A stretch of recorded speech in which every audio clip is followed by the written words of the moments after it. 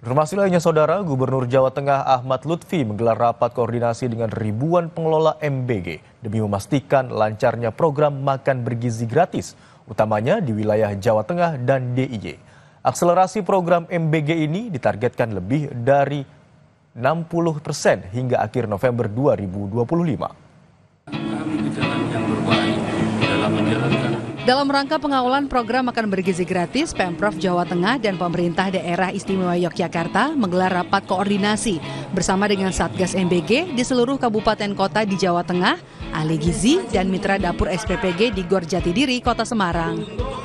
Total ada 4.000 pengelola MBG yang menyatakan kesiapan dan komitmen mereka untuk mensukseskan program nasional makan bergizi gratis.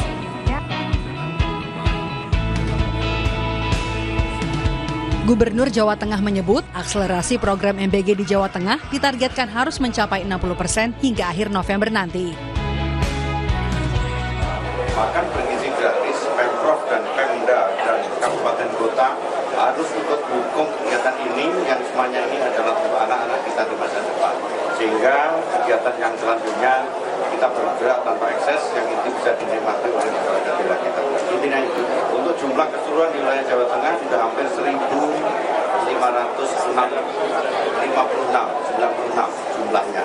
Jadi yang seharusnya penerima kita adalah 9 juta, kita sekarang sudah ya 65%, sekitar 3,5 juta. Meski ada laporan 15 daerah mengalami kejadian keracunan usai menyantap MBG, Kepala BGN Dadan Hindayana menilai program MBG di Jawa Tengah tergolong baik.